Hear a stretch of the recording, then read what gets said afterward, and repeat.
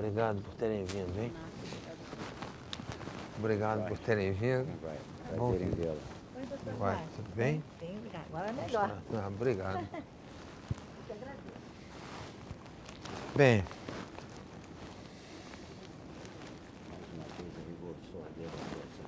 como? Mais uma vez eu vou aproveitar da sua sabedoria. Ah, que é isso, pô. Quem sabe a gente até divide alguma coisa aí.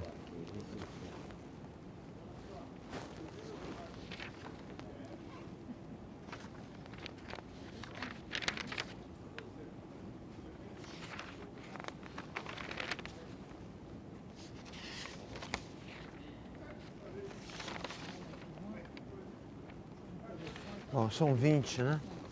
Eu já sei quais são. Posso deixar aqui, mas... Posso deixar aqui, né? E doutor Jorge? Ah, só você. Ontem a aula do doutor José Veríssimo foi espetacular. Uma maravilha. Foi muito bom. Olha, adorei. Que bom. Muito bom mesmo. Porque eu não... Pessoal, tudo firme? Então vamos lá. Olha só, esses debates aqui no Ministério Público Federal acontecem sistematicamente já há alguns anos, né? Inicialmente, a nossa proposta era discutir sobre temas latentes na nossa cidade, e para isso comparecem pessoas com diferentes formações. Não existe nenhuma institucionalidade no debate, não existe uma assinatura de ata, após isso, nada, né? É somente uma forma da gente ir construindo parcerias e tentando contribuir com a sociedade, com a cidade. Eu sou do movimento Respeito é Bom, Eu Gosto. Nós lutamos pelos direitos dos portadores de distúrbios psicossociais. São aqueles que provocam distúrbio na sociedade involuntariamente. População em situação de rua, doente mental, usuário compulsivo de droga.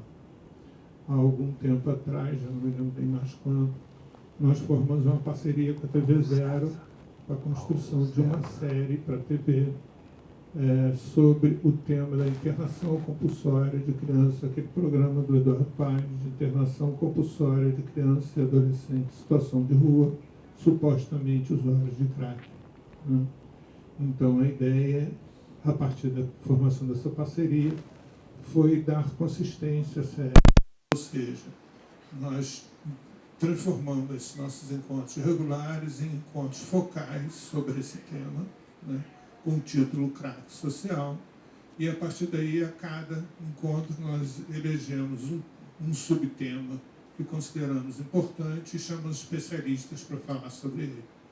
Já tivemos vários temas, né? O dessa vez é exatamente quem eram, ou seja, quem eram aquelas pessoas, aquelas crianças e adolescentes que naquela ocasião, 2011, 2012, moravam nas Cracolândias e foram alvo desse programa, né? Para isso nós chamamos o Jorge e o Francisco Inácio. Francisco Inácio, para quem não conhece, ele é um pesquisador, professor da Fiocruz, fez a maior pesquisa no Brasil sobre usuários de crack. Na quinta-feira de manhã, eu acordei com o e-mail dele no meu computador, avisando que não viria. Eu fui tão surpreendido quanto vocês, e aí repassei para vocês, inclusive, esse e-mail, um e-mail comunicando que ele não viria. Se tem o lado negativo de Francisco não estar aqui expondo todo o estudo e o trabalho dele, tem o lado positivo que a gente vai ter mais tempo para escutar e conversar e conhecer todo o pensamento do Jorge a esse respeito, podemos nos aprofundar. Existe sempre, a gente liberou um calendário do ano para todos esses nossos encontros, mas já aconteceu mais de uma vez de esse único encontro não ser suficiente para dar conta do tema, e aí as pessoas elegeram, com a concordância, obviamente, do palestrante, um novo encontro para a gente poder aprofundar determinadas questões. Então, não precisam ficar ansiosos, porque desde já Jorge está convidado, se chegarmos ao final desse encontro e houver questões que todos nós consideramos relevantes, ele próprio também considera relevante, em aprofundá-las, é só a gente remarcar uma nova data para está presente, né? Tudo vai ser gravado e depois disponibilizado no YouTube, onde estão inclusive outros vídeos também das reuniões anteriores. Ok? Também, para vocês saberem, existia 27 pré-inscrições para esse encontro de hoje. Então, ainda devem chegar algumas pessoas, o que, infelizmente, elas vão perder esse início. Né? Jorge, contigo mesmo. Agradeço ao Ministério Público Federal, agradeço ao movimento Me Respeite. Respeito é bom, eu gosto. A gente já simpatiza, né, com esse nome. E agradeço ao Paulo Silveira pelo convite, que muito me honra e que, para mim, é um prazer. Tendo um, ou quantos forem, está ótimo. Ainda mais porque vamos poder multiplicar isso por intermédio da televisão, ou do site, melhor dizendo. A gravação aqui vai ser apresentado, então, de modo que eu temo apenas que isto se torne um pouco tedioso, já que, ao me dirigir para cá, passei ali pela Buenos Aires e já vi ali um grupo tomando cerveja a essa hora, né? Depois do almoço. Então a turma já está relaxando. Na sexta-feira, hoje mais tarde, haverá aí um movimento dentro aqui do centro da cidade. Mas vamos falar do que exatamente? Inicialmente, esse debate estava previsto para trazer Francisco Inácio, que é professor lá da Fundação Getúlio Vargas e tem a maior pesquisa... Perdão? Fiocruz, tá certo. Desculpe, realmente, Fiocruz, confundi. Da Fiocruz, e apresentou um trabalho primoroso, fazendo o levantamento de quem são essas crianças que, naquela época, quem eram aquelas crianças que usavam crack. Isso gera na comunidade, na sociedade como um todo, no nosso país, uma certa preocupação quando pessoas podem ser internadas por uma ordem judicial no momento em que elas estão inadvertidas ou que não desejam a internação.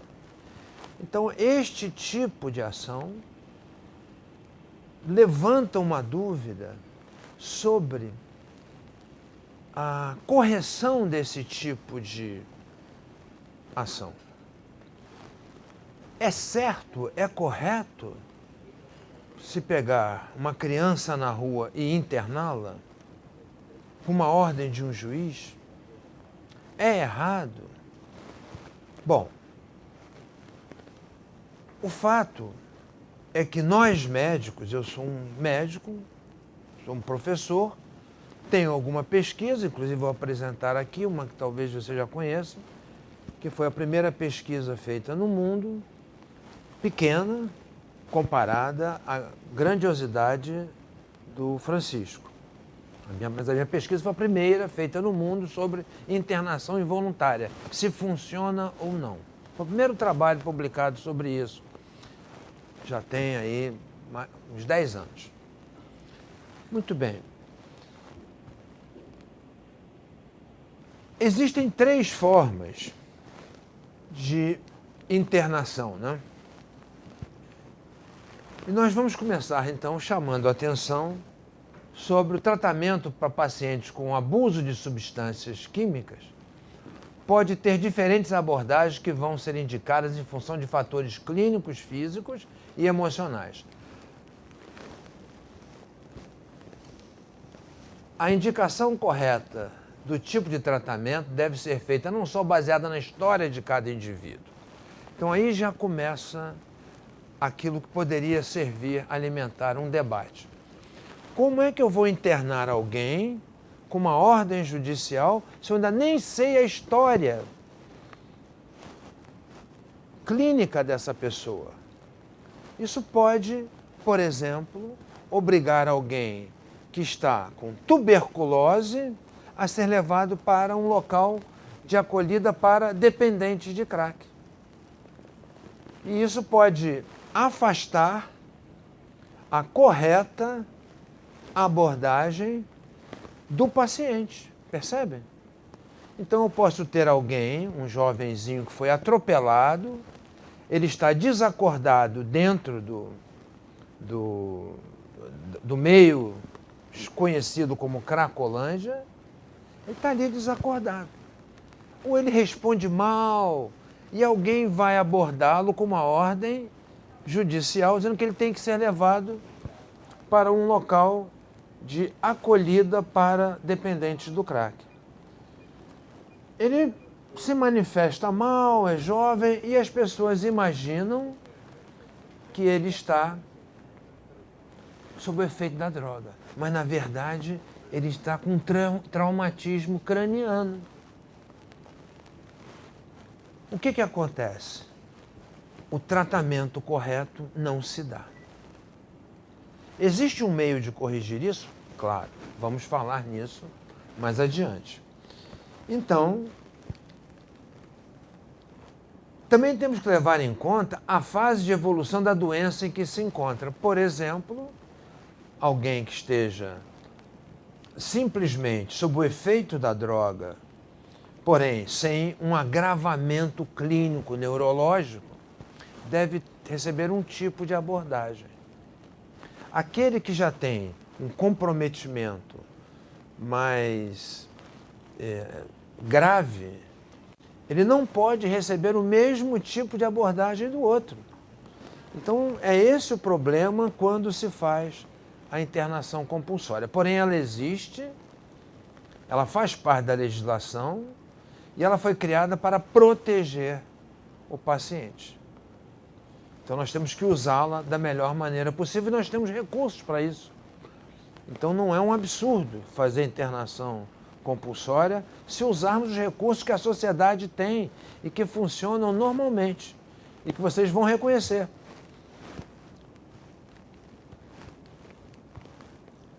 A internação é conduta indicada quando o paciente está colocando a sua própria vida e de outros em risco. Então, quando ele está em vias de poder morrer ou de causar problemas que levem à morte de outros. Ele tem que ser protegido, porque se ele está sob o efeito de uma droga, se ele cometer um crime ou se envolver num acidente grave que seja chamado de, por exemplo, um homicídio doloso ou um homicídio culposo, ele estará fora do seu juízo perfeito. Então ele tem que ser protegido ao invés de ser penalizado. E a melhor maneira de protegê-lo é agir antecipadamente. Então a internação involuntária, ela é indicada nesses casos. O paciente não responde à abordagem terapêutica apresentando enorme dificuldade em conseguir a abstinência. Então são aqueles jovens que você leva para um ambulatório, um consultório, por exemplo, em São Paulo, aqueles consultórios de rua. Você leva o jovem para lá, mas ele não consegue aderir àquele tratamento. Nesse caso, ele pode precisar de uma internação. Finalmente, quando ele mantém um comportamento de alto risco, ele vai ao tratamento, ele até aceita, porém o comportamento dele está descontrolado.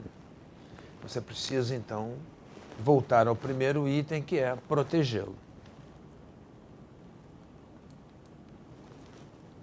A internação, isso é uma determinação do Conselho Federal de Medicina, aqui no Rio de Janeiro, o Conselho Regional de Medicina.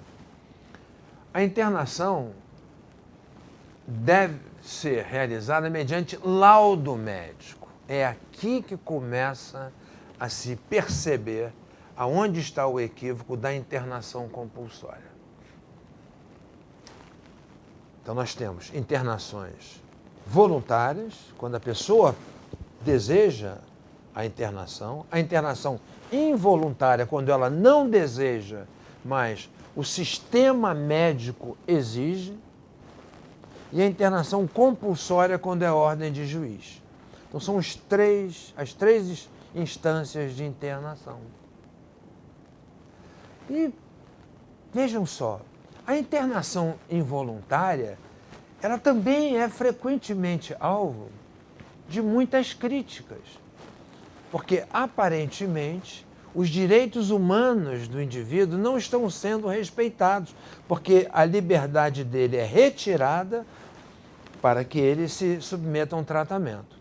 Porém, como nós passamos um período longo em que as liberdades democráticas não eram respeitadas, às vezes se confunde a ação médica restritiva à liberdade com a ação criminosa restritiva à liberdade, o sequestro.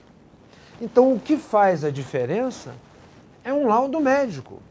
E isso, vocês veem, tenho certeza que vocês viram esse ano algumas vezes, quando uma ambulância para na via pública para atender um atropelado, um acidentado.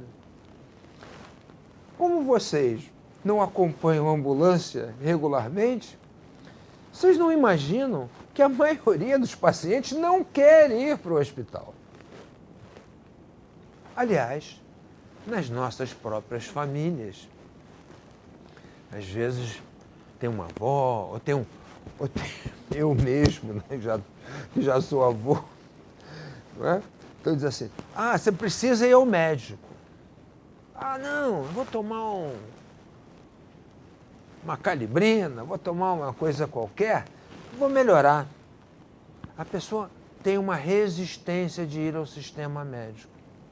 Não faz parte da cultura do brasileiro procurar o sistema médico. Primeiro, porque não foi difundida essa cultura. Segundo, porque o sistema médico está falhando cada vez mais em dar essa atenção que cative o cidadão a usufruir do seu direito de saúde.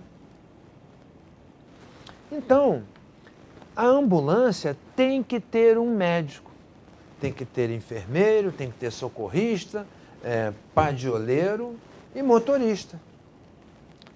Para ver uma ambulância, você tem que registrar essa ambulância no Conselho Regional de Medicina e o nome de todo mundo que está envolvido com aquela ambulância. Você não pode comprar uma ambulância e sair por aí.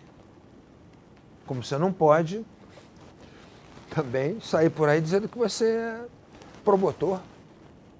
Você tem que fazer um concurso, tem que ser aprovado. Não é? A mesma coisa em relação a uma ambulância. A legislação exige que determinadas circunstâncias sejam atendidas. E quando o paciente está, o acidentado, o doente ou o usuário de crack está em via pública, se a ambulância for, o médico vai emitir um parecer. E nesse parecer, ele tem que escrever qual é a indicação. Se a indicação for, ele está bem, não houve nada demais, pode voltar. Acontece, por exemplo, no carnaval. A pessoa está passando mal, tem ambulância da Secretaria de Saúde, a pessoa se aproxima ali do posto de saúde, me sentindo meio mal e tal, então observa-se a pressão e tal. É um pouquinho de dor de cabeça, o médico presente diz que não há nenhuma gravidade e libera. Às vezes acontece com quem está alcoolizado. E o médico faz a mesma coisa, fala, não, ele está só um pouco alegre, não, dá um pouco de água, deixa ele um pouquinho aqui, dá um pouquinho de água, deixa ele repousar, que daqui a pouco ele pode, mas ele pode ir, a hora que ele se sentir bem, ele pode ir. Então, o médico determina o que deve ser feito. Alguém é responsável. Se o médico errar, ele é o responsável. A mesma coisa deve ser feita com pessoas que estão em via pública sob o efeito do crack. Porém, levando-se em consideração a má gerência dos recursos públicos, o pessoal coça assim e fala, caramba, 50 ambulâncias, 80 ambulâncias, isso é muito caro. Vão mandar um ônibus com uma ordem judicial, vai todo mundo para o hospital. Ou vai ser todo mundo acolhido e vai para um posto de saúde. Então, lembrando, o que é importante aqui? Qual é o olho disso aqui, hein, Patrícia Terra? Qual é o olho disso aqui? O olho é o seguinte, é que quando se faz uma internação involuntária, ou quando se faz uma internação, um médico, quando se faz uma internação, o médico tem que indicar a internação. Seja ela involuntária, seja ela compulsória. Alguém tem que chegar para o juiz e dizer, olha, esta pessoa está precisando de internação. E aí ele emite a ordem. Quando ele emite a ordem para pegar todos, o que está acontecendo é que o procedimento médico não está sendo observado. Primeiro o contato tem que ser com o médico. Então, o que acontece? As pessoas que estão em vias de serem beneficiadas pela abordagem do sistema de saúde, elas se assustam, porque vão pessoas fortes, grandes. E aí, com isso, há a tentativa de fugir do atendimento médico. Ora, quem é que é treinado em fazer isso? Médico. Médico é que convence a pessoa a se tratar. Enfermagem, psicólogo e assistente social, a equipe de saúde.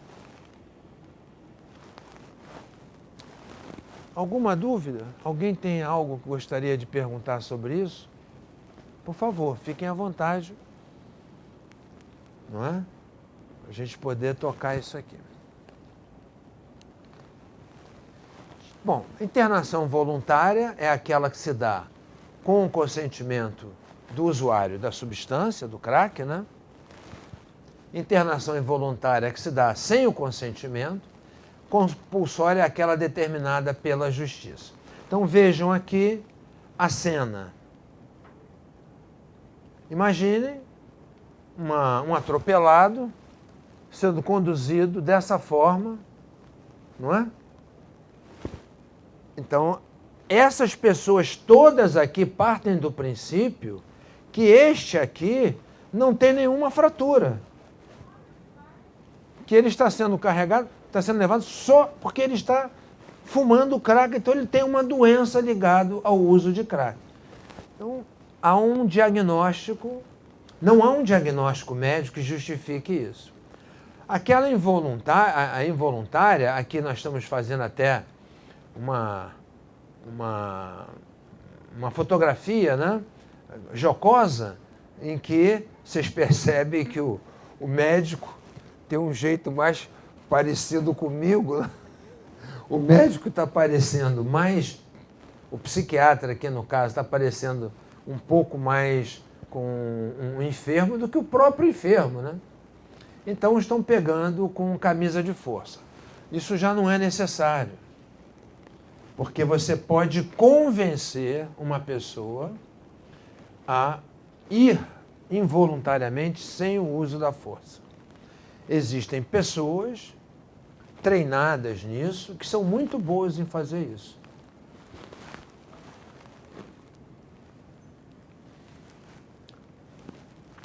Bom, a internação voluntária, a pessoa pede voluntariamente e é internada. Então, eu vou mostrar para vocês um filmezinho no final de 6 minutos, quando nós fizemos essa abordagem em 2013. 2013. Fizemos essa abordagem em 2013, ali na Avenida Brasil. Foi feita uma abordagem, eu tinha juntado uma equipe e vocês vão ver como é que foi. Bom, a internação voluntária, o paciente tem o direito de pedir por escrito ou por determinação do médico assistente a sua alta. Então ele pode pedir para ir embora. Ele vai voluntariamente, mesmo que ele não esteja pronto, ele pode pedir para sair. Isso no caso, principalmente da internação do usuário de drogas, da criança usuária a criança usuária de crack não pode, tem que ter um tutor, ou um pai, ou a mãe, ou alguém que seja responsável. O adulto não, ele pode pedir. Se ele estiver muito doente, por exemplo, se ele estiver com uma hemorragia digestiva e quiser ir embora, então normalmente o sistema médico procura sedar esse paciente, se for possível, ele então dorme e aí é feita a abordagem médica. Tanto a médica quanto a psiquiatra. Porém, assim que ele esteja recuperado, isso no máximo em 72 horas, nós podemos permitir que ele peça para ir embora.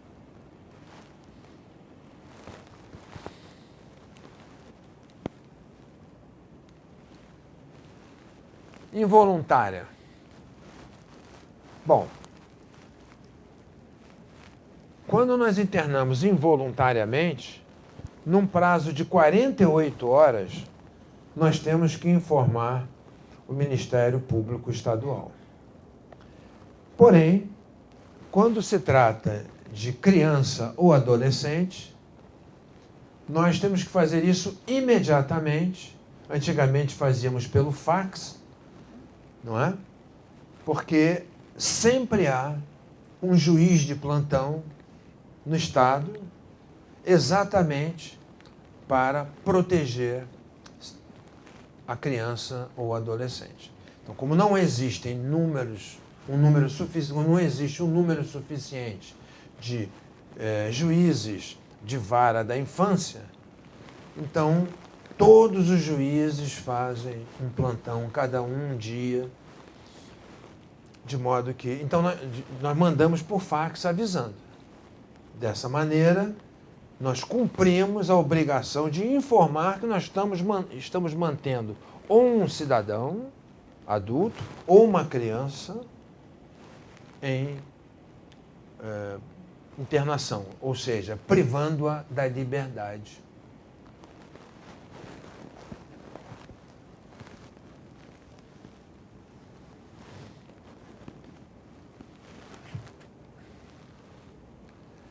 O término da internação involuntária se dá por solicitação escrita do familiar ou responsável legal ou quando estabelecido pelo especialista responsável pelo tratamento. Muito bem. Alguma dúvida quanto a isso? Não.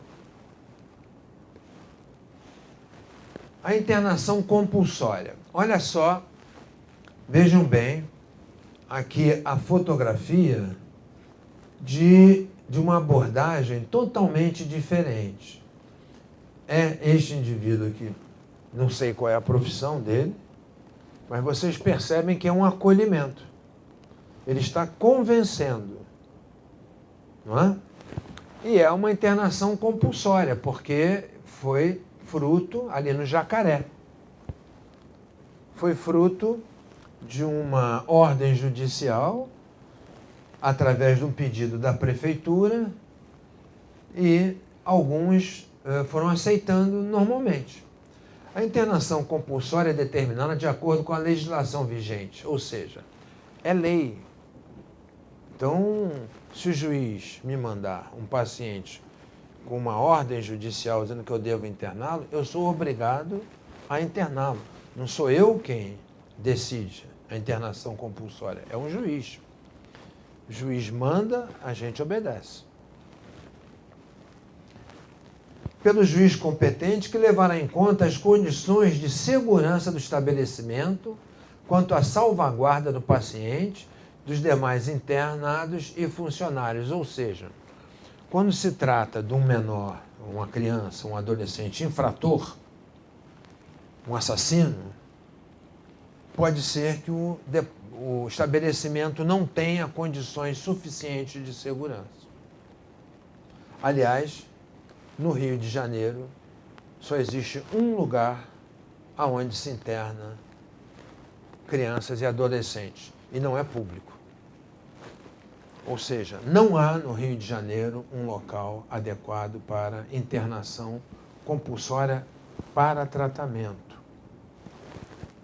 Há para medida de segurança. Então, por uma medida de segurança, se recolhe o menor infrator a uma instituição pública e lá ele fica recolhido para a proteção dele e de terceiros. Ou seja, quando o adolescente ou a criança cometem um delito, eles têm que ser protegidos. Porque em algum momento essa criança foi abandonada.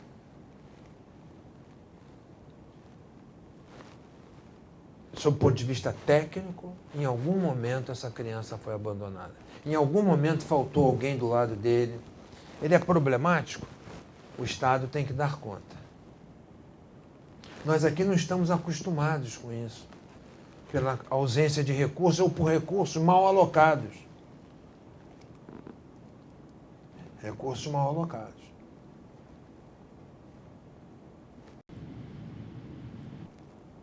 Todos sabem que o Ministério Público Federal tem atuado intensamente no sentido de coibir desvios irregulares de dinheiro.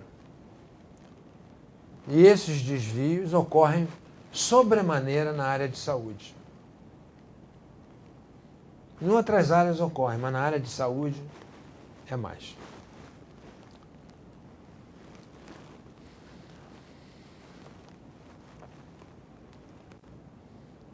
Bom, a internação involuntária, eu falei sobre isso, muitas vezes é confundida com agressão aos direitos humanos, violação aos direitos humanos. Mas ela tem uma indicação precisa. Eu me recordo, aqui mesmo, atravessando aqui na Uruguaiana, eu não me lembro, tem muitos anos, uma pessoa, eu estava atravessando de manhã bem cedo, a Presidente Vargas, e do outro lado vinha um senhor, ambos rápido, porque o sinal iria abrir. E aí, no meio da Presidente Vargas, ele caiu. Ao cair, você olha para um lado, para o outro, os carros, você fala, bom, o médico sou eu, tenho que atender. Aí eu atendi e eu percebi logo que se tratava de uma pessoa com problemas ligados, problemas neurológicos. E provavelmente, fiz um diagnóstico provável, muito rápido ali, de que ele estivesse tendo uma crise epilética. Muito bem. E eu parei ali para atendê-lo. Aí veio um PM, um militar, com a motocicleta, e muito prestativo. Eu falei, poxa, dá uma cobertura aqui, por favor, porque os carros... Não, pode deixar. Eu vou chamar a ambulância. Perfeitamente. Então a ambulância veio, a pessoa já, que é um doente crônico, era crônico, já tinha tido várias na vida, a gente via pelos ferimentos que ele tinha na face, cai, se machuca, né? Então nós percebemos que ele estava se recuperando, mas ele não quis ir. Mas ele foi convencido, nós fomos convencendo a entrar dentro da ambulância e ele foi. Então, essa ideia equivocada de que a internação involuntária é uma violação dos direitos humanos, ela não se confirma e, pelo contrário, ela demonstra, através de publicações científicas, que ela deve ser aplicada. Então, existe um livro especial sobre isso, que é Manejo e Acesso ao Paciente Violento, na segunda edição, na época de 1996, mas já temos edições mais atualizadas, da Associação Americana de Psiquiatria, mostrando como cientificamente nós devemos agir, como é que clinicamente é o correto em casos como esse. Sejam eles por doenças físicas, sejam eles por doenças psiquiátricas, entre as doenças psiquiátricas, os transtornos ligados ao uso de drogas.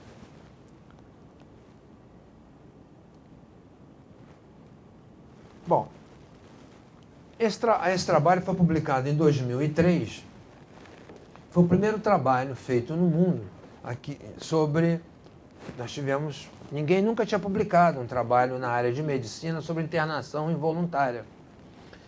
E nós começamos a receber diversos pacientes por ordem judicial. Então, esse trabalho foi feito com 20 pacientes, é um número bom para uma primeira pesquisa. Todos eles levados de ambulância, com ordem judicial, por envolvimento em situação policial grave. Então, nessa época, 2003, nós não tínhamos cracolândias. Os dependentes de crack, acreditem vocês, eram oriundos dos Estados Unidos, brasileiros de uma cidade mineira, Governador Valadares, que iam muito para os Estados Unidos e lá exerciam atividades geralmente na área da construção civil e usavam crack e vinham para o Brasil, voltavam dependentes de crack. Mas eram poucos. Eram poucos. Muito raro. Tão raro quanto dependentes de opioides, de heroína. Raríssimos. Só que da heroína eram pessoas muito ricas, que vinham da Europa, geralmente de Portugal, aonde eles tinham acesso a essa droga, que no Brasil ainda é extremamente cara, porém, não se preocupem, agora durante a nossa Olimpíada foi lançada na América do Sul a heroína sul-americana. Então, com o futuro, a América do Sul deverá ultrapassar o seu concorrente oriental, o Afeganistão.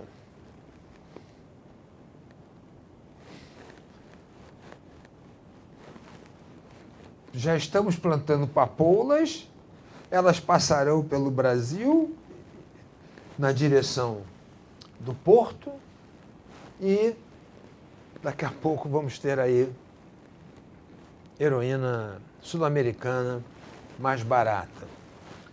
Mas isso é um comentário irônico e triste. Bom, o trabalho se chama Internação à Revelia, naquela época se chamava Internação à Revelia, em pacientes com transtornos ligados ao uso de substâncias psicoativas. Bom, em 1997, nós separamos 20 pacientes, 16 homens e 4 mulheres, com uma média de idade de 33, tínhamos um garoto de 13 e o mais velho na época 53. Eu me lembro que em 1997 eu era bem mais jovem do que 53. Porém, hoje vejo os 53 bem distantes. A hospitalização média foi de 73 dias, ou seja, o que ficou menos tempo ficou 20 dias, o que ficou mais tempo 455. Por que que nós tivemos alguém com tanto tempo? Por uma questão social. Houve ordem de internação pessoas não tinham família, então não havia quem retirasse, não havia quem assumisse a tutela temporária para fins de tratamento. Normalmente se pede tutela temporária, porque a tutela completa envolve direitos sobre os bens do paciente. E os juízes são muito cuidadosos nesse pormenor, para não permitir que pessoas sejam internadas, como já ocorreu, com objetivos de locupletação financeira por parte de parentes. Então o juiz também fala, respeito é bom e eu gosto, vamos respeitar o direito financeiro do paciente. Então nós tivemos alguns casos assim, e tem até umas coisas bonitas, sabe? Umas coisas bonitas que a gente vê. Tem uma moça que... Bom, eu vou acabar bem cedo, já vi?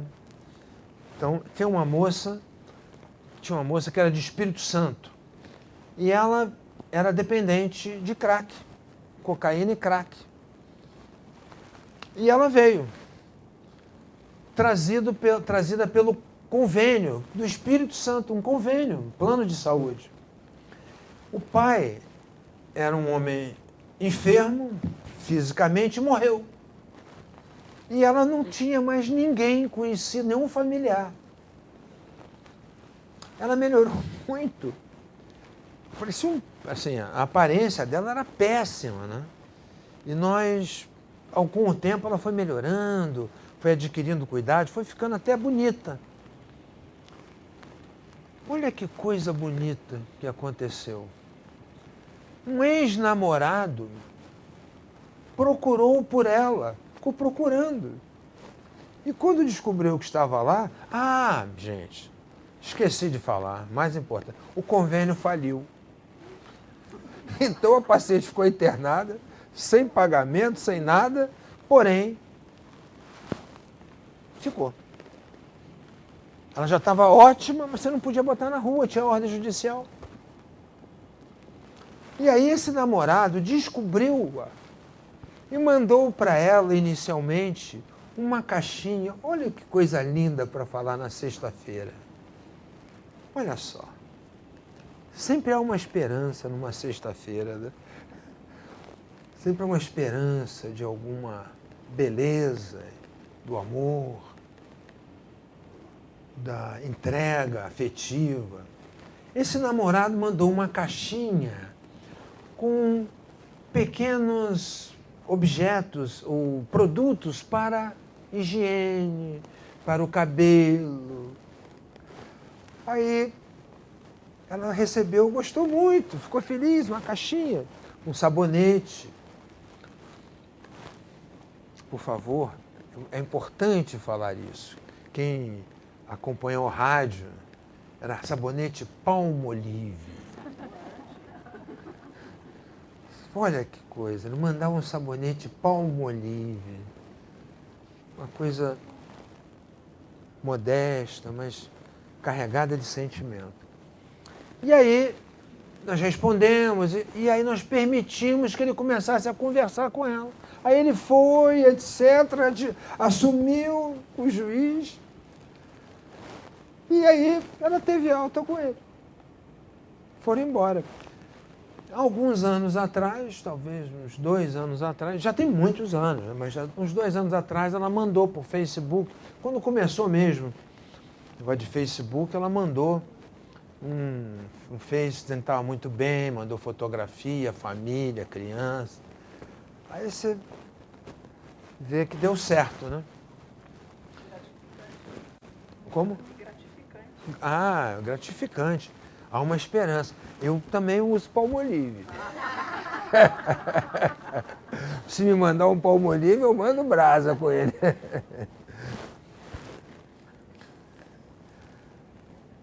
Piada não foi boa não, né, Patrícia? Bom, então a internação. O que ocorreu na internação? Tratamento farmacológico, porque esses pacientes, quando chegam, frequentemente têm que ser estabilizados. Lembram?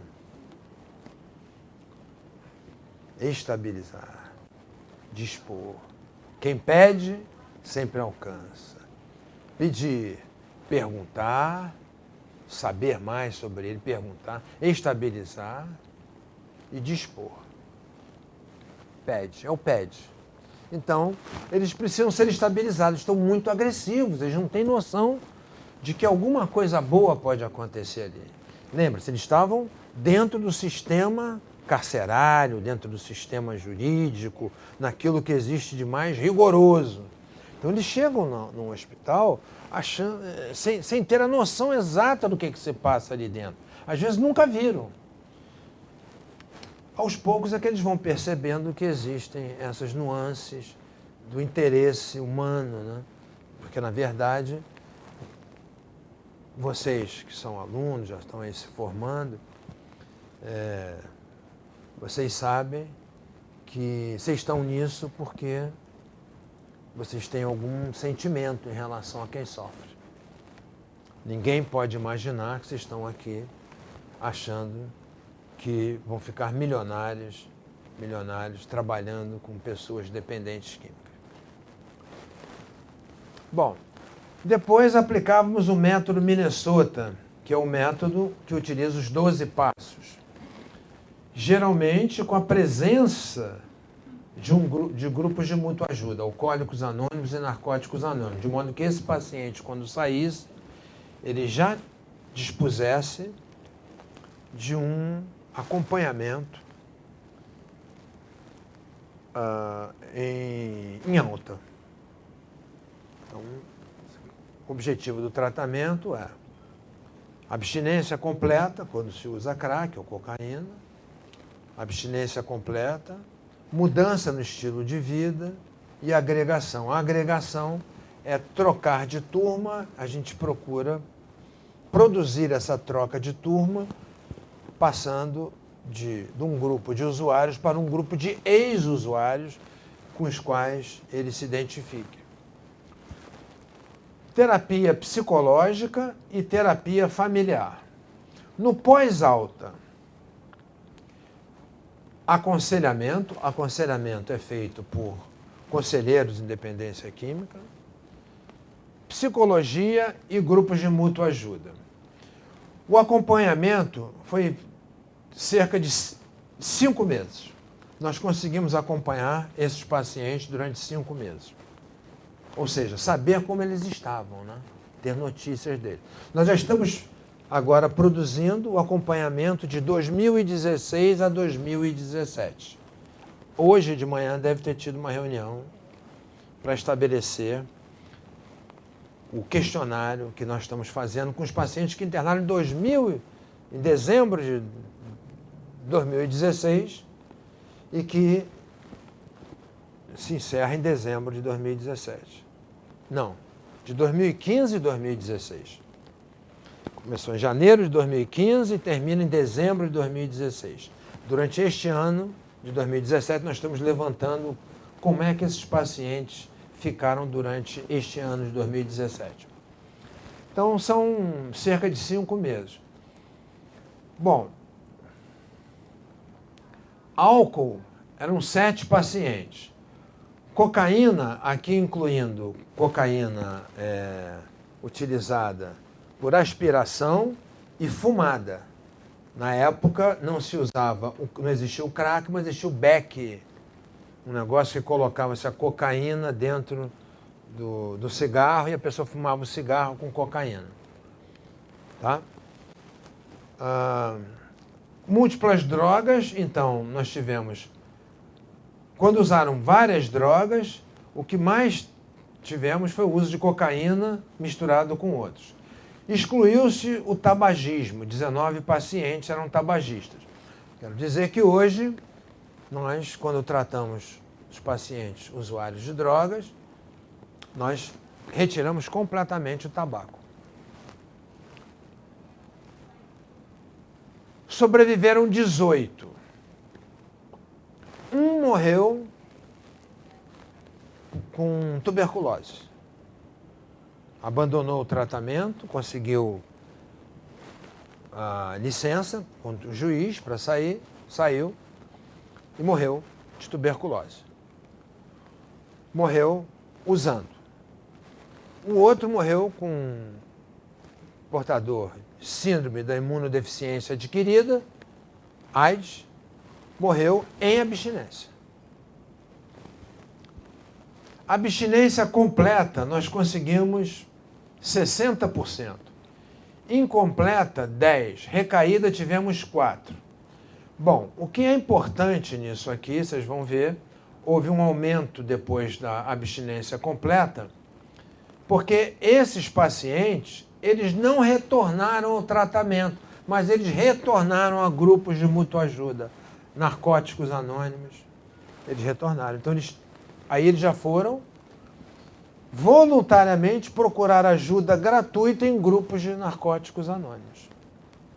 Quer dizer, a internação não surtiu o efeito completo desejado, mas é que os momentos felizes tinham deixado raízes no seu penar. Depois ganhou esperança, porque todo mundo tem que parar. Vamos em frente. É que eu ouvi ontem qual é o nome dele? O D2, Marcelo D2. Aí eu percebi que eu tive vontade de dialogar com ele no rap, mas eu fiquei de varinha curta, porque não me garanto, né? Bom, vamos lá. Nós também avaliamos desempenho social. Excelente. O que significava desempenho social excelente? Ter alguma atividade ou de estudo ou laborativa, também informar que nós damos um curso para pessoas que passaram um período em tratamento e que desejam ajudar outras. Então, eles pelo menos se inscreviam nesse curso. Então, curso ou trabalho, não se envolver em nenhum problema policial e ter algum tipo de relação familiar. Não significa que ia se dar bem com a esposa, não, mas era capaz de conversar, de conviver. Então, esses 3 fatores é que nós consideramos recuperação naquela época. Desempenho acadêmico ou profissional, desempenho afetivo e proteção em relação a fatores de risco policiais. Desempenho razoável foram 2, desempenho ruim foram 3. Internação involuntária dá certo? Sim, desde que sejam seguidos procedimentos legais e procedimentos técnicos. Então, foi este o resultado desse trabalho. É importante dizer que esse trabalho foi publicado na 3ª mais importante revista do mundo, revista científica, né, sobre drogas. Um trabalho publicado nos Estados Unidos.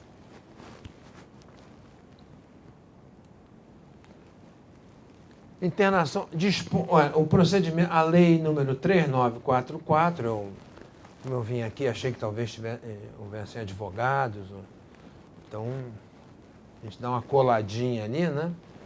Essa lei dispõe sobre os direitos fundamentais das pessoas usuárias de serviço de saúde mental e dá outras providências. Ou seja, nesta lei nós temos a determinação de internação involuntária, internação voluntária e internação compulsória.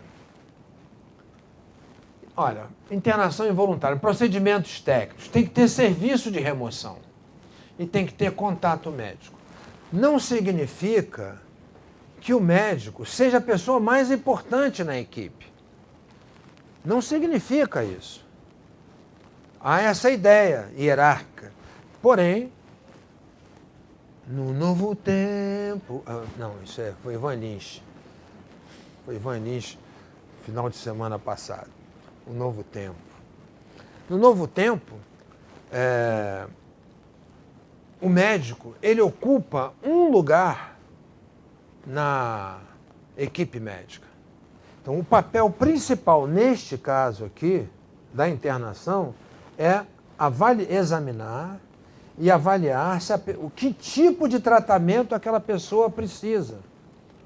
Então, o correto numa internação compulsória seria o juiz determinar a internação e ir numa ambulância. Agora, se tem 100 pessoas lá na chamada Cracolândia, tem que ser 100 ambulâncias.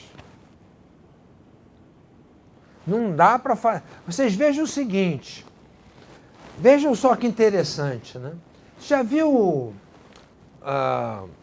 aquele reboque de automóvel que multa quem está parado em lugar... Quem está certo, que leva o carro, ele leva 2. Por que não vai logo um ônibus e faz, não, vai todo mundo junto? Não é? Por que não vai um carro cegonha?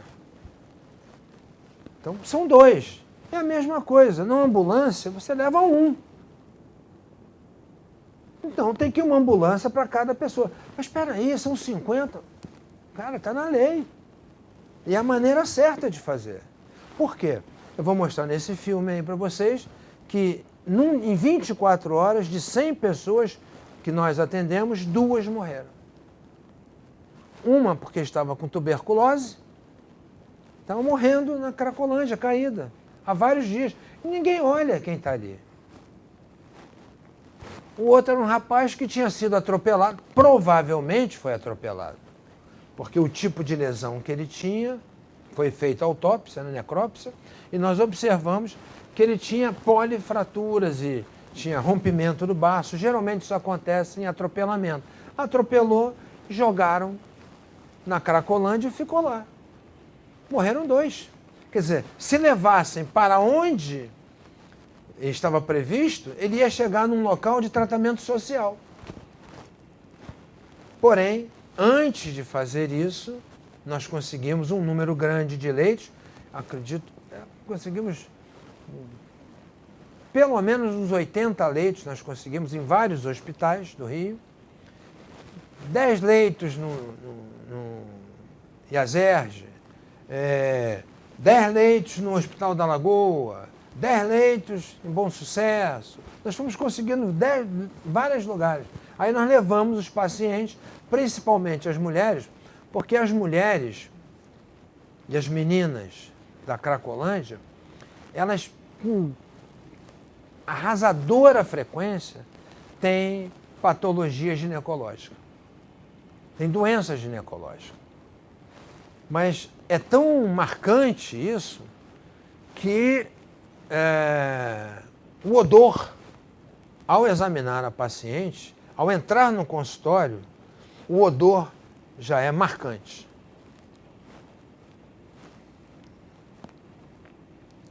É um odor fétido, proveniente da região sexual. Então, não há nenhum problema em se fazer internação compulsória, desde que isso aqui seja seguido.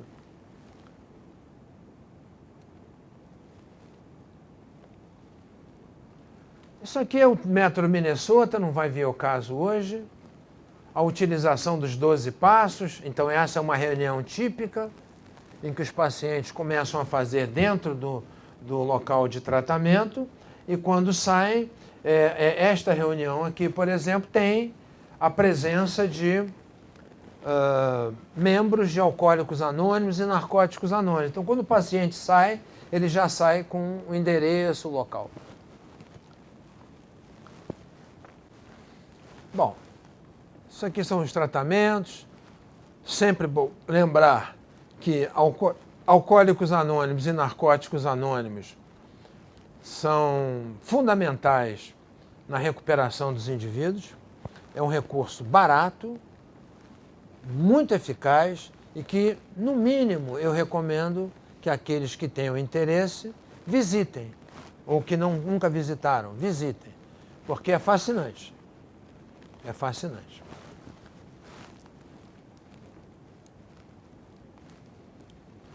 O tratamento em regime de internação proporciona melhores condições de recuperação e práticas de aconselhamento mais eficientes, por estar longe da pressão ou de retornos negativos que podem ocorrer dentro até mesmo do convívio familiar, enquanto o paciente ainda estiver desenvolvendo habilidades para seu novo estilo de vida. Então, basicamente, bom, vamos botar aqui na propaganda, quem quiser entrar em contato comigo. Esse aqui é o meu site. Entrando em qualquer um desses Facebooks, eu garanto a vocês, esse Facebook aqui já tem mais de 100 mil curtidas, mas eu respondo a todas eu respondo pessoalmente. Vocês sabem disso. Vocês sabem disso. Eu respondo pessoalmente, com a maior paciência, domingo à noite, depois das 10 horas, pedido para correção de trabalho. Vocês sabem disso. Tá? Nós temos também um trabalho social voltado para pessoas carentes, que está à disposição também por intermédio desses endereços. Bom, agora eu vou passar um filmezinho, 6 minutos, por favor. Isso aqui é um filme feito precariamente, não houve um objetivo, foi feito assim no nosso... Só um minutinho, por favor. Nós percebíamos que íamos fazer algo diferente, então essa foi a última reunião da equipe que iria ocupar, fazer toda a abordagem e queria tratar esses pacientes a serviço da prefeitura. Depois eu conto o que aconteceu. Pode continuar, por favor.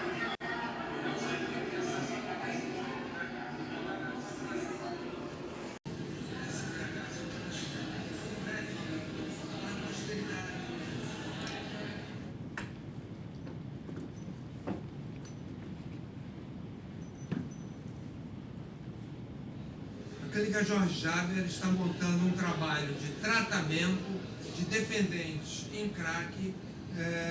Nesse momento estamos chamando de Centro de Recuperação de Abstinência ao Crack, o próprio crack, a palavra, né?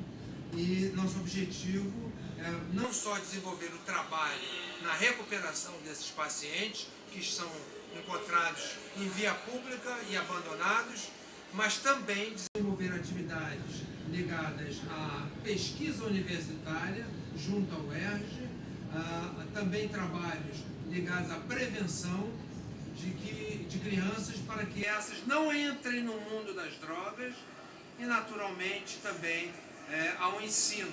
Já temos um trabalho de treinamento de 29 anos para profissionais na área de dependência química. Então, nós temos médicos, especialistas em dependência química, médicos psiquiatras, temos psicólogos, assistentes sociais, enfermeiras, técnicos e auxiliares de enfermagem, conselheiros em dependência química e também socorristas para que o ambiente seja desescalonado em termos de violência. O socorrista age evitando que surjam situações que possam levar a conflito. O tratamento da recuperação da dependência química constará da aplicação de 12 passos de alcoólicos anônimos e narcóticos anônimos, juntamente com um tratamento psicológico, farmacológico e um tratamento que leve a mudança no estilo de vida. São 3 objetivos do tratamento: abstinência completa, mudança no estilo de vida e agregação, de modo que essas pessoas possam, posteriormente, participar de grupos de mútua ajuda.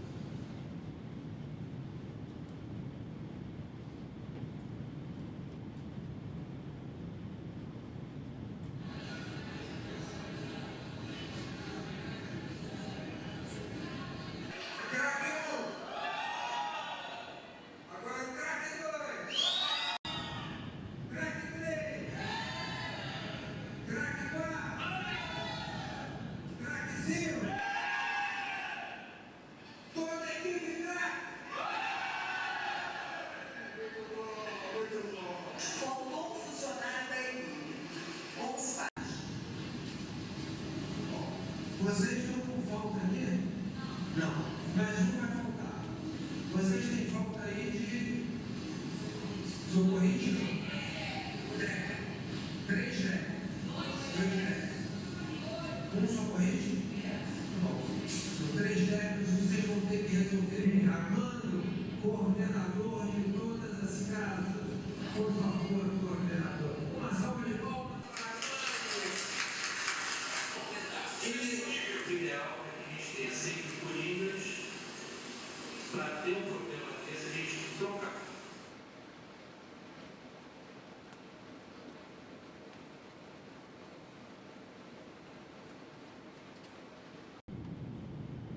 Em torno de 3 horas da manhã, nós estaremos com uma equipe para fazermos a abordagem desses pacientes, fazendo a triagem para que eles sejam encaminhados, quando necessário, a hospitais clínicos, e aqueles outros que não estejam com alguma patologia física, clínica, eles serão encaminhados para tratamento de internação puramente voltado para a recuperação da dependência química. É possível recuperar qualquer dependente químico. O grande desafio vai ser motivar o usuário de crack que vem da rua, foi recolhido involuntariamente, para a gente poder mostrar para ele que ele pode fazer um tratamento e não voltar mais para lá. Porque o índice de retorno é muito alto. Até hoje nunca foi feito nada efetivamente para tratamento. Você recolhe, mas não trata. Aí eles voltam. O desafio é tratar e dar um caminho para eles não precisarem voltar para lá. O que não queria ir acaba ficando, se engajando e mostrando que é possível. Porque eles vão dar o resultado. Sem eles, a gente não tem resultado. Entendeu? Eles vão para lá e vão multiplicar isso. Eu acho que pela primeira vez, porque eu nunca vi um trabalho assim. Nunca vi. Trabalho na área há 26 anos, eu nunca vi. Não posso mais parar. Eu não posso mais parar. Eu não posso mais parar. Eu não posso mais parar.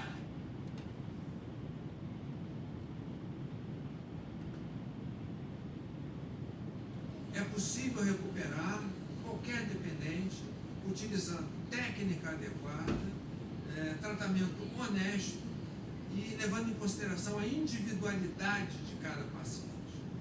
É por isso que é muito importante a presença do psiquiatra e da psicóloga, que darão ao paciente o apoio necessário no seu aspecto emocional, que não diz respeito somente ao uso de droga. Também é fundamental a presença da assistente social, que vai ajudar este paciente a ser reintegrado na sociedade. O desafio é fazer com que essas pessoas retornem à sociedade de forma saudável, que possam conviver, amar, trabalhar, procriar, serem felizes. Vamos à obra.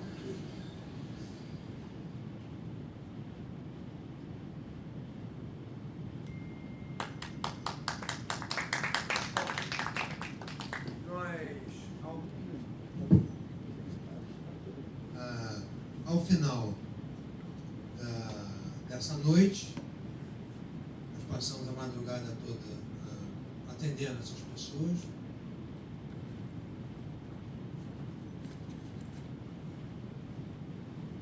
E durante o dia fomos fazer a visita médica desses pacientes que tinham sido levados para os hospitais. E 2 tinham morrido. E à noite eu fui participar da reunião onde se definiria a implantação desse trabalho, que já tinha sido todo apresentado, e essa parte toda foi feita voluntariamente. Não houve nenhum contrato, nenhum pagamento. Aliás, eu não receberia nenhum pagamento por isso. Os profissionais receberiam os seus salários para trabalhar, pagos pela prefeitura. Meu trabalho não seria cobrado. Na reunião, eu percebi que eu era um elemento estranho aos objetivos ali dentro. os objetivos ali me pareceram perigosos para quem não está acostumado a circular dentro de determinadas salas e gabinetes. Então eu me agradeci por ter tido a oportunidade de ter ajudado algumas pessoas, ter participado ali daquele trabalho, e naquele mesmo dia eu me desliguei. Posteriormente, não se sabe até hoje direito o que aconteceu. Sabe-se que quem fez o contrato com a prefeitura continua até hoje responsável pelo tratamento. Mas teve continuidade? Não. Alguém assumiu a responsabilidade por tudo isso que a senhora vê acontecer de tratamento. Entendeu? Eu não me senti à vontade e me retirei. Mas eu posso garantir a vocês que isso é muito barato. É muito barato. Nós íamos começar com 20 pessoas em 5 equipes, seriam 100. Nós recolhemos 100. Muito bem. Cada um desses 5 poderia chegar a 40, já seriam 200. E se ficassem mais 5, seriam 400. A nossa ideia era fazer 18 casas com um custo muito baixo, porque o principal custo a prefeitura já tem, são os hospitais. Então você não precisa ter médico, você não precisa ter psicólogo, não precisa ter médico, enfermagem, não precisa ter psiquiatra. Você já vai no hospital, leva direto, faz todos os exames, leva para casa, trata. E essas casas nessa ocasião, foi feito um levantamento e na região de Campo Grande havia uma grande oportunidade de aluguel de casas, porque o mercado imobiliário lá era favorável. Então era possível fazer isso muito barato. Que ano foi isso? 2013. 18 de fevereiro de 2013. Como já não estaria hoje? Não, veja só, não tem problema. Não tem problema. Eu vim pra cá, quando eu cheguei só tinham vocês, 2. Eu falei, vai ser com 2, com 3, com quantos tiverem. Porque eu não vou parar, eu não posso mais parar. Você sabe que eu vou fazer. Eu quero fazer. Já temos agora 2 lugares de atendimento gratuito.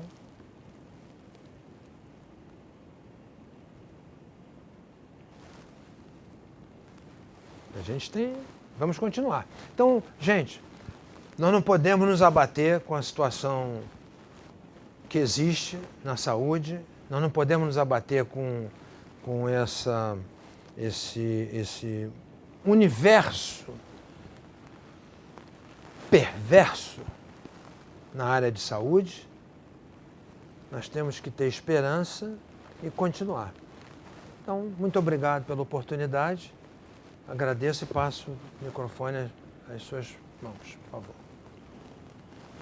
Primeiro, Jorge, eu queria agradecer a tua presença.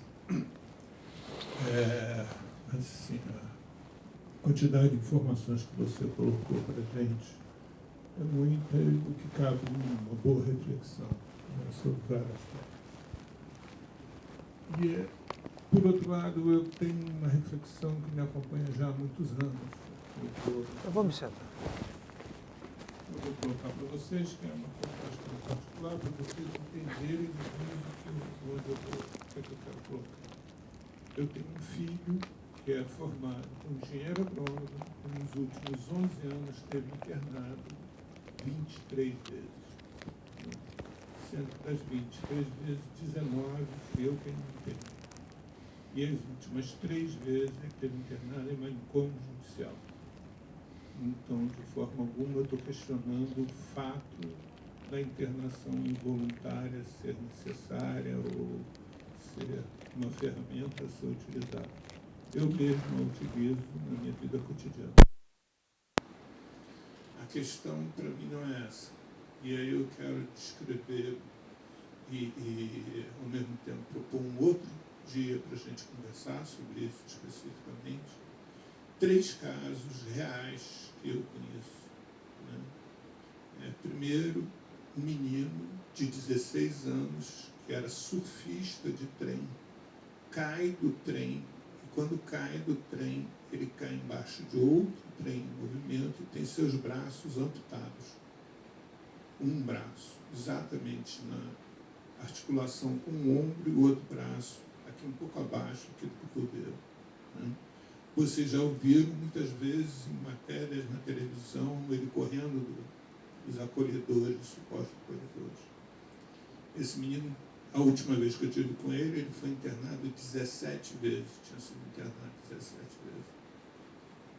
Bem, esse menino, quando ele estava no hospital, internado na UTI, com os braços, né, que tinha acabado de ter os braços amputados, ele recebeu a notícia do pai.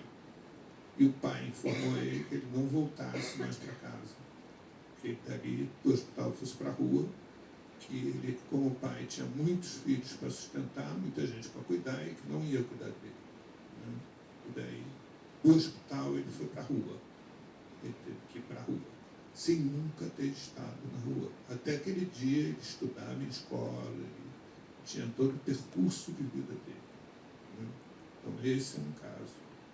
O outro caso é uma menina de uma família de religiosos bastante rígidas, né, em que ela foi seduzida pelo... O pai era um religioso. Numa comunidade que eles moravam, uma das igrejas era a igreja do pai.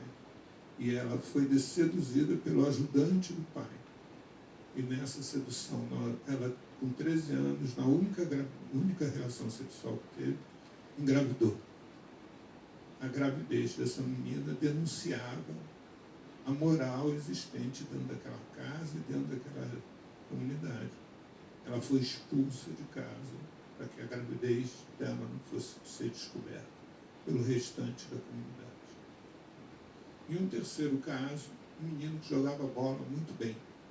Morava numa comunidade e tinha nessa comunidade a milícia tomava conta desse lugar. E aí um dos milicianos queria que o filho dele fosse o titular da seleção daquela comunidade. Só que esse menino atrapalhava porque jogava bola melhor do que ele. Então, um dia, num jogo muito importante, esse miliciano deu uma surra no menino e quebrou sua perna intencionalmente, de tal maneira que esse menino não pudesse jogar futebol. O pai desse menino foi tomar satisfação com o miliciano, foi assassinado na frente do menino.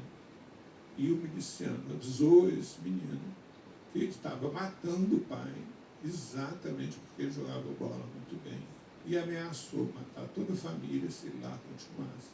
E aí esse menino é levado para o hospital, tem a perna engessada, e para proteger o resto da família, não volta para a comunidade que morava. Bem, não sei se vocês sabem, as crianças de rua são alvos de violência do Estado. 80% da violência praticada contra as crianças de rua são por agentes do Estado, normalmente policiais. Sejam policiais militares, sejam policiais da Guarda Municipal. Né? Ou, quando não é nenhum dos dois, por milicianos. O miliciano, quando ele chega e toma uma comunidade, a primeira coisa que ele faz é expulsar a população de rua, para dar aquele aspecto de melhor a todos. Né? E também usuários de droga. Bem, a partir daí, desse quadro, essas crianças morarem na rua é impossível para elas. Vocês devem ter acompanhado no jornal um prostíbulo cujo irmão do Garantino era dono em Campos, onde todas as trabalhadoras e trabalhadores ali eram crianças de 12 a 15 anos, meninos de rua capturados nas cidades ao redor, que ele, antes de confinar nesse prostíbulo, ele primeiro os viciava em heroína e depois levava eles para as casas de prostituição, lá para essa casa de prostituição em Campos, né? Só foi descoberta porque 2 crianças fugiram. Ele foi condenado há pouco tempo, tomou posse como deputado federal, porque um dos secretários do Crivella, quando era o titular, e aí quando tomou posse da secretaria, um índio da Costa, como tomou posse da secretaria, abriu a vaga, o irmão do garotinho tomou posse, e o processo dele foi para o Supremo Tribunal Federal. Bem, essas crianças, quando vão para a rua, como eu disse eu, na rua não podem estar. Qual é o único lugar na cidade do Rio de Janeiro que elas estão protegidas das atrocidades, das perversidades que nós praticamos através dos agentes de Estado, da polícia? Qual é o único lugar que a polícia não frequenta? Não é a Cracolândia. É a proximidade com as vendas de tráfico de droga. Cracolândia é o subnome que surge depois, porque elas existiam já há muito tempo. É lá que as crianças estão protegidas. Então, essas crianças que foi expulsa de casa porque jogava muito bem, a outra porque foi seduzida e foi, né, vão morar junto ao tráfico, né, exatamente por não ter onde morar. Elas não estão lá porque querem estar. Não é uma opção delas de vida irem para lá. Não é o crack que as levou para lá. Não. Elas estão lá porque não tem outro lugar para estar. Eu já fiz esse desafio várias vezes, vou repeti-lo. Eu quero ver qual de nós aqui é capaz de deixar toda a sua documentação aqui em cima da mesa e passar uma semana dormindo na rua, sem ao final de uma semana na rua estar precisando de alguma droga para poder se sentir inteiro de continuar dormindo na rua. Porque quando se dorme na rua, não se sabe se vai acordar no dia seguinte. Principalmente uma menina de 12 anos. Uma menina de 12 anos é alvo de prostituição, é alvo de tudo quanto é tipo de maldade. Então, a droga e o crack aí não é o problema dela. É a solução dela. Então, não adianta fazer como faz com o Serginho, de interná-lo repetidas vezes e depois colocá-lo na rua de novo. Porque os braços dele não vão nascer durante a internação. Ele não vai poder voltar para a escola. Não sei se vocês sabem, crianças que não têm o responsável para assinar nas escolas não podem ser matriculadas na escola. Então, isso quer dizer que criança de rua não pode estudar, não pode ir à escola. É proibido por lei de ir à escola. E se tiver menos de 16 anos, também não pode trabalhar. O que nós esperamos com eles é que eles se suicidem. Porque para se manter vivo tem que comer. Para comer tem que ter dinheiro. Não pode trabalhar, não pode estudar, tem que roubar. Não tem outro lugar para estar. Ou então praticar pequenos crimes. Mas é na criminalidade que eles são acolhidos. É naquele que compra o cordão de ouro roubado, o celular roubado. É quem os acolhe, é quem os cuida. É quem nos dá remédio, comida, carinho, atenção. Então, pura e simplesmente, se pensar em solução, né, que é retirá-los dos lugares que estão, não é solução alguma se nós não tivermos alguma coisa diferente para oferecer. Se nós só tivermos o lugar para oferecer, o lugar para afastá-los da droga, e depois abrir a porta e dizer agora podem voltar, é castigo. Não é benefício, né? É castigo. É só qualquer um de nós experimentar, ir passar por qualquer situação desesperadora e depois ficar eternamente achando que vai voltar para a situação desesperadora. É o que se faz com eles. Quando se retira a droga, se interna e não se dá para eles qualquer destino diferente. Mas não é ao final do tratamento, é o início do tratamento. Até porque, se existisse algum destino diferente, nenhum deles estava lá. Repito, eles não estão lá atrás da droga. A droga surge na vida deles como exatamente a solução da vida deles. Não é o traficante que os leva às drogas, é a polícia que os leva às drogas. O menino de 12, a menina de 12 a 15 anos, brasileiro e africano, são altamente valorizados no mercado internacional de prostituição. Porque existe a fantasia de terem órgãos genitais grandes. E por causa disso, naqueles países onde o IDH, o índice de felicidade, é muito alto, Noruega, Finlândia, né? Suécia e na Ásia, paga-se muito bem por escravas sexuais negras, mas não da sua idade, tem que ser pequena, tem que ser ainda de 12 a 15 anos, que já tenha tido a primeira menstruação, esteja com seus pelos nascendo, com seus seios aprontando, onde que ali já tem uma fantasia erótica latente, mas ao mesmo tempo tem da característica da infância. Onde aquele cara que é o doente possa efetivamente satisfazer suas fantasias sexuais inteiramente. Pois é, essa é a sociedade. É exatamente isso. Nojento, né? Pois é. E a gente tem que, quando está com eles, a gente tem que estar pensando se está contribuindo para massagear a nossa consciência e diminuir a nossa culpa deles estarem ali, ou se nós efetivamente estamos ajudando eles ali. Porque tem uma diferença muito grande. Uma coisa é o que eles, naqueles lugares, causam na gente. O que é nós vendo eles ali, qual é o sentimento que nos desperta. E aí é melhor, muitas vezes, tirá-los dali, não por ser melhor para eles, mas por ser melhor para nós. Eles ali nos chamam a atenção da miséria que nós produzimos.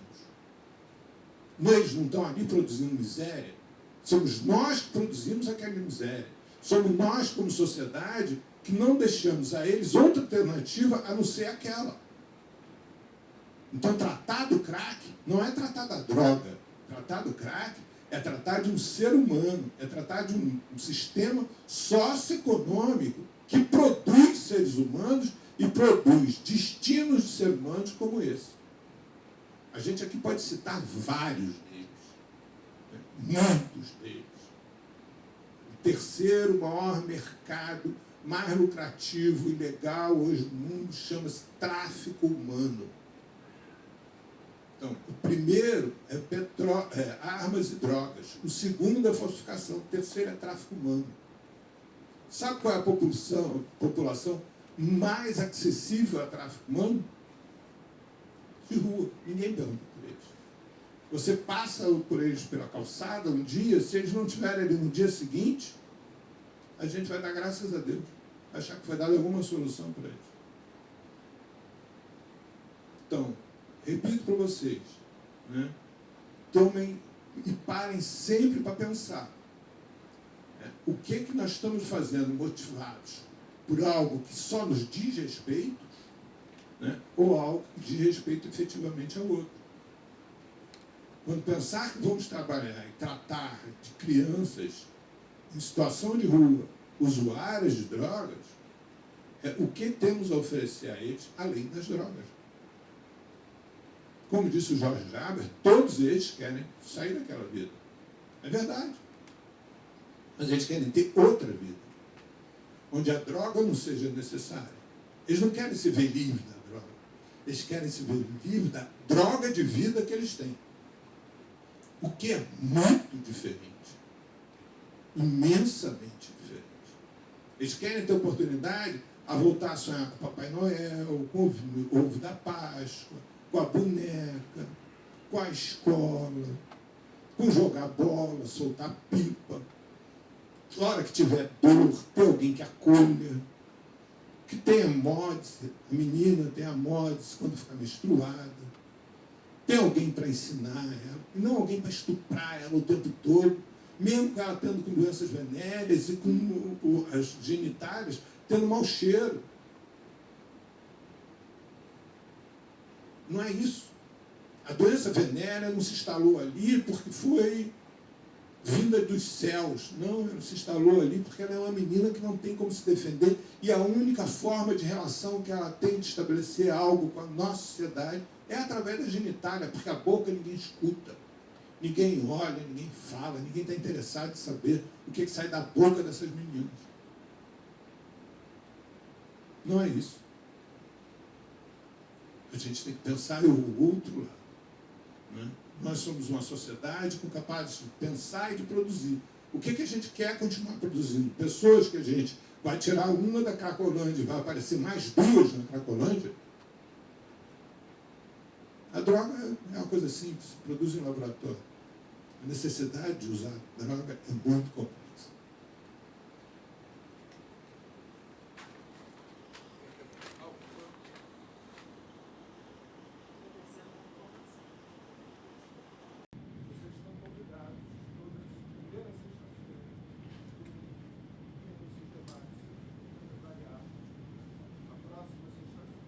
A próxima sexta-feira será políticas públicas para acolhimento de crianças e adolescentes em situação de rua, usuárias de droga.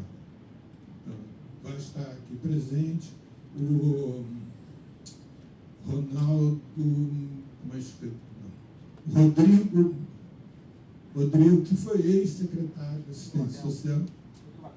Rodrigo Abel, exatamente ele, né? E o desembargador Silvio Hernandes. Vamos estar aqui falando sobre políticas públicas para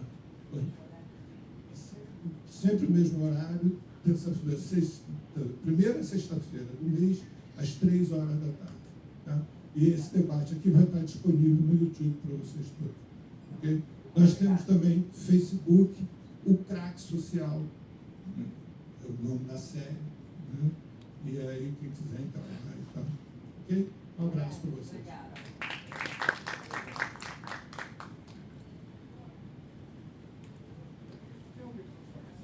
Não, é dele lá, de verde lá.